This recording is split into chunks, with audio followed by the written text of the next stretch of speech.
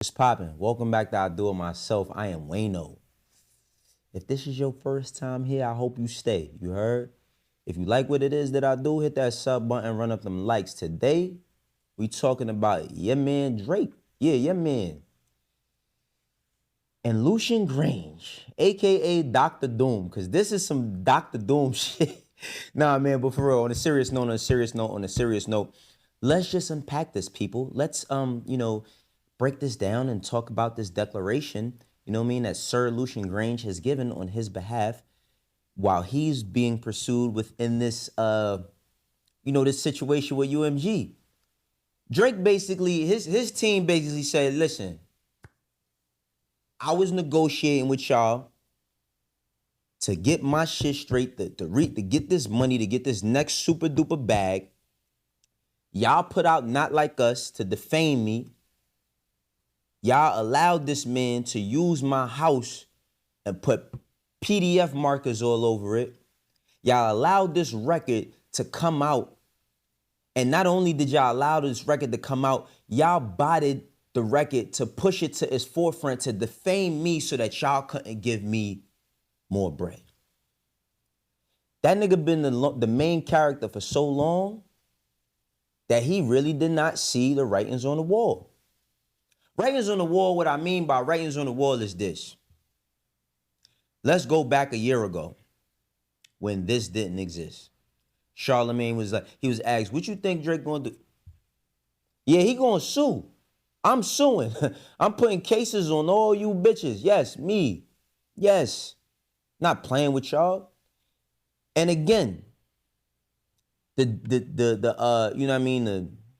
I'm not gonna use derogatory terms. I'm gonna just call y'all unstable creatures. Yes, unstable creatures. Y'all unstable creatures who keep trying to push the narrative of people being paid.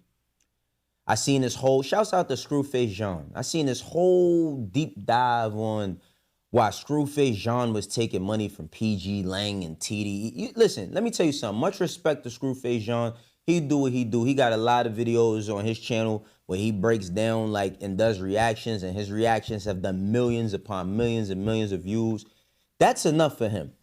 Let's keep it 1,000. You think that Kendrick Lamar need to pay any nigga on YouTube to react to something he got to say? See, this is where y'all lose the recipe. This is where y'all lose grounding. This is when y'all lose perspective, because the perspective that y'all think y'all have is y'all think that the game that the other niggas play is bigger than the program of hip hop. That's what y'all think. Y'all think that, oh no, there's no way possible this record could have got this big. They've had to have done something. And not only had they had to have done something, I'm fighting for my rights as an artist so that this can help other artists. And I said it on the last video, I seen so many y'all sucker ass niggas run with that. Sucker shit, man. Straight up and down. Oh, y'all thinking about the battle, but it's a way bigger picture. It gets deeper and darker. Well, guess what? The CEO, the chairman, the dude who runs Universal Music Group, he has some things to say in his declaration, and let's read through it. He says, I am the chairman and CEO of Universal Music Group NV, which is indirect parent company corporation of the defendant UMG Recordings. The plaintiff Drake, Aubrey Drake Graham, claims that I was behind a scheme to devalue his brand through the release and promotion of Kendrick Lamar recording Not Like Us. Now, just let me stop right there.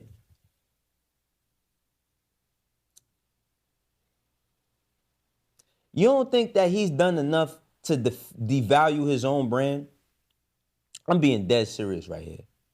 Music is subjective. Music is definitely subjective.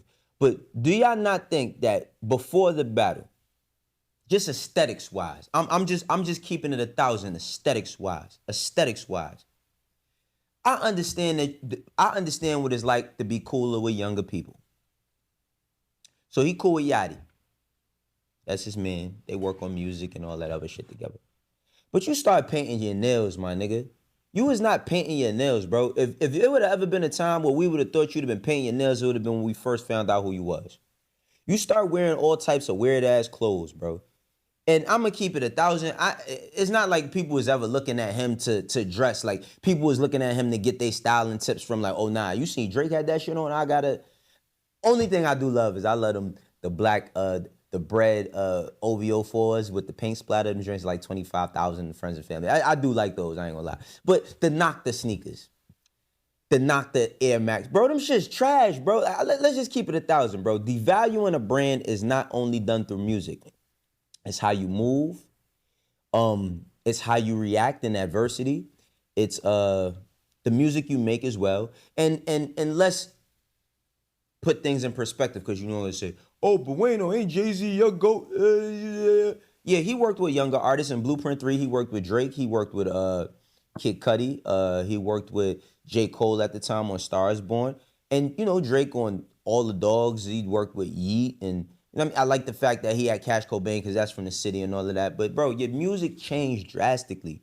You started painting your nails and wearing grills and putting barrettes and shit in your hair. And then you had the people saying, oh, but when Snoop do it, guess what? When Snoop was doing it, that was 20-something years ago. I would look at Snoop crazy today if he was putting barrettes in his hair. And let's keep it 1,000. Me personally, I wasn't a fan of that shit when I seen it. You ain't gonna find no pictures of me, and I had braids. You ain't gonna find no pictures of me with no barrettes in my hair. Besides the point, devaluing brands is just what I wanted to talk about, right? Then it goes on to say, an allegation that makes no sense due to the fact that the company that I run, Universal Music Group, has invested hundreds of millions of dollars in Drake, including long-standing and critical financial support for his recording career, the purchase and ownership of the bulk of his recording catalog, and the purchase of his music publishing rights. So, brother, all right, let's just keep reading. It also makes no sense whatsoever as I run a publicly traded multi-billion, he's talking heavy now, multi-billion-dollar multinational corporation whose operations in over 60 countries covering nearly 200 markets ultimately report up to me. Our business encompasses over 100 record labels, as well as a multinational music publishing division, global merchandise, and direct-to-consumer businesses, the worldwide Virgin Music Label Services, short and long-form audio-visual production, and a variety of other businesses. This nigga talking. Now listen, I remember the Locks, right? The Locks used to always call Diddy a paper gangster. They said he ain't a gangster, but he a paper gangster. Meaning he might not do nothing to you in the street. He might not harm you, or you know what I mean, nothing like that. But when it come to that paperwork, you ain't gonna really be able to play with dude like that, right? It says, each with its own CEO/president and its own management structure. Collectively, these businesses issue tens of thousands of releases and product each month. My focus is on developing and implementing the global strategy that will shape UMG for generations to come. In the light of this responsibility, the proposition that I am in weeds as to the release and promotion of any particular sound recording from thousands of UMG releases throughout the world is fresh. Now, let me tell y'all something, man. I know every time I do a video about news, let's just start there. The shit is news. That's why I'm talking about it. Because my Drake Topics is not even my highest viewed video on my channel. That's a whole nother story. It's looking like I only want to talk about him and bully or poke at the fact and not say if I like things from him or nothing. We can all agree, unless you are a stan, the perception of Drake as an artist has changed over the past, since Scorpion. How well was Duppy Freestyle into Story of Adidon handled? Drake had gotten, spanked by Pusha with the Story of Adidon. He got outed as a kid. Perception beats reality. He had got outed as like this dad that's hiding his child. And listen, perception is reality. There's people that absolutely didn't believe that. And remember was people calling him my bed? They kept trying to say his son's name was my bed instead of Adonis. So he's like, oh no, he said my bed. I only love my bed. All that other dumb shit, right? But he bounced back by just making hit records and staying out the way. Even after saying that he had this record that was so disrespectful and diabolical and sinister that he was told to not put it out, which everybody called cap on. Everybody called bullshit on that because we just see from the records that were released towards Kendrick that I don't think he was capable of making this dark, sinister record. Even after that, when he did Meltdown, you know what I mean? Like he did that verse, I melt that in the chains that I brought from your boss and the tins and all of that shit, right? But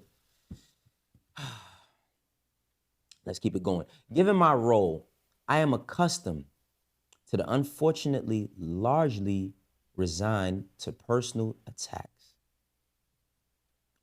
And I further recognize that the frequent strategy of UMG's litigation opponents is to attempt to waste my and UMG's time and resources with discovery of the sort that Drake is seeking here. The general consensus of conversation that everybody has is, bro, you lost the rap battle. But then the contrary to that is, yo, but you can't call somebody a PDF. You can't. Said it before, said it again. The allegations and the perception only stuck based on man said actions. It only stuck based on man. The internet did what the internet does. And people started looking at this situation or the text messages or even the fact that on, what is that, Taylor Made freestyle, you said, tell them I like young girls, that's a gift from me. Like, you know what I'm saying? Like you put yourself, nigga, you put yourself in this position. Let's carry on though. Let's carry on. Either in an attempt to gain media attention or in an effort to force some kind of commercial recognition or financial concessions. But given Drake's motion, I would like to make it quite clear that I have never heard the recording Not Like Us nor saw the corresponding cover art or music video until they were released by Interscope Records. Everybody seen the shit when it came out. Everybody seen the shit when it came out. Everybody. So y'all really, let me tell y'all something. I know that y'all be on this Illuminati stitch and all of this shit where y'all think that like the higher ups, like Kendrick is on the phone, like, yo, guess what I'm gonna do, Lucian? I'm gonna talk about him being a PDF, and I'm gonna make the artwork like this, and I'm gonna send it. Is it okay? That nigga ain't asking no fucking Lucian Grainge nothing. That's why they love our culture, because we operate from such a rebel standpoint. We do what the fuck we want to do, and then it have to get caught up to. You know what I'm saying? And the culture keeps kicking ass in that space because people just keep, if it's some shit that we understand battles. Because if we go to URL and we start breaking down everything that niggas in URL say, we be here for days about the disrespect. And the thing, listen, religion gets attacked, sexuality gets attacked. You know what I'm saying? Everything gets attacked in that field. Everything. All types of shit gets attacked in that field. But that's what it is. And Drake told y'all he studied rap battles for a living. But nobody wanted to pay attention to that. He was actually, wasn't he an investor in caffeine or one of the battle leagues or something? Because he studied rap battles for a living. All right? Where we at? Whilst, as part of my role, I certainly have financial oversight and responsibility for UMG's global businesses, the proposition that I was involved in, much less responsible for, reviewing and approving the content of Not Like Us, its cover art or music video, or determining or directing the promotion of those materials is groundless and indeed ridiculous. I declare under penalty of perjury that the foregoing is true and correct, executed on August 14th, 2025 in Monterey, California. The aftermath. Listen, y'all, the ones who want these things to be true, the people who want these things to be true, ain't no changing no minds. And I'm not here to change nobody's mind. I come on here and I talk about shit that I want to talk about, and I talk about news that I seem newsworthy. You feel me? I talk about the topics that matter. I give my perspective, and I tell you what at the vantage point that I see it from. The vantage point that I see it from is this. Yeah, it's kind of it was kind of weird in real time seeing all of these people, not just the people Drake was beefing with, but like Rick Ross and all of them, kind of turn, or shun or, turn away from Drake or whatever. But I think that is them being tired of him for whatever their own personal reasons are. I don't know. I don't care to ask none of these niggas. I don't care to interview them and ask them about how they feel about Drake. I don't care about none of that. But what I saw was people being tired of him. You know what I'm saying? People being tired of him, and also just his actions. You know what I'm saying? Just his actions, not too much deep diving. They was evident. You know what I'm saying? Like the grow up, everybody grow up, grow up, grow up. Oh, Pusha T can still talk about selling coca. This person don't have to do this. That person don't have to do this. Stay on the subject at hand. None of those other people that you criticize to say that they were supposed to grow has most people looked at to them to be like the top guy, period, right? Like, I know Gucci Mane ain't trapped in a long time, but I love to hear him rap over trap beats and rap trap bars. I know Waka Flocka. I was seeing Waka Flocka in Costco one day on a regular, Saturday or something, just chilling. You know what I mean? Going to possibly grab something to throw on the grill. I know that his life is really different from the time he made Flockavelli, but I'm not looking, like when I listen to Waka Flocka's music, me personally, I'm not looking for Waka Flocka to be talking about introspective music and give his insights. I do like to hear him talk about that in interviews, so I engage in that type of content from him. Now, when you're supposed to be that top level guy that people challenge, well, he's better than Wayne, or he's better than Jay, or he's better than Nas because he has the most Billboard entries. He can rap on any type of beat. He could do any type of genre. He blends genres. He puts people on.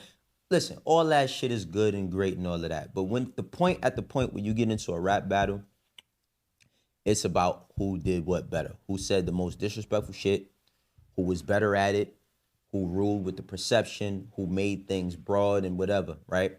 Through all of this, even on the whole GNX album, we never heard Kendrick say, but you said I beat my girl. You said I was a domestic abuser. You said that all he said was on 616 and 616 in AM, or 616 in AM in LA was about messing with good people. And I felt like that was like the motivation for everything. Like, man, you be doing niggas dirty, bro. Like, you ain't really right. You know what I'm saying? Like, you ain't really right. Like, niggas don't be jacking you because you don't be doing people right. You don't be treating people how they supposed to be treated. And that laid the foundation for all of those records that came after that. The Family Matters, you know what I'm saying? The, not Family Matters, excuse me, the Meet the Grams, right? The, Not Like Us, you know what I'm saying? Like, that's what laid 616 in LA laid the foundation of what was going to happen, because Euphoria was already lyrical supremacy. Lots of bars, lots of disrespect, lots of heavy talk. Family Matters is the only record that I do like out of the whole thing. You know what I'm saying? Heart Part 6 is whatever. You know what I'm saying? But ultimately, this went to the courts, and I don't think anybody foresaw that. Shouts out to Charlemagne for seeing that, because I didn't see that at all. I thought that because Drake had, did what he did with a Meek Mill, or he's always had verses and shit that he said to basically, like, whomever he's dealing with, put people in their place. I thought that him being put in his place, he was going to stay there until it was time for him to come back with some hit music. I feel like Nokia, all of those records, the Party Next Door album sounds different without any of this, yo. Even if you're a fan of that man, like wholeheartedly, you got a OVO tat, or you engage in everything, you go to every single show, you know what I mean? You follow all of his homies and all that on the gram. Even if you one of those niggas, you gotta admit, and you might not, but you gotta admit, you know what I'm saying, that this changes perception, period. Because imagine Kendrick Lamar having to answer to Lucian Grainge about what he wants to say. What? What, nigga? That ain't what rap is. That is that little silver lining of creativity that we do have in the culture, where when you say something, you can stand on that. And it works some ways great and it works some ways horribly. See what Yachty's going through. But this situation right here, man, I hope it gets put to bed, man, because honestly, it's just not good. It's not good for hip hop. It's not good for business, and it damn sure ain't good for Drake. This is how I do it myself. For the ones that rock with me, you know how we doing. For the ones that don't, eventually will. I'll catch you on the next one. Peace.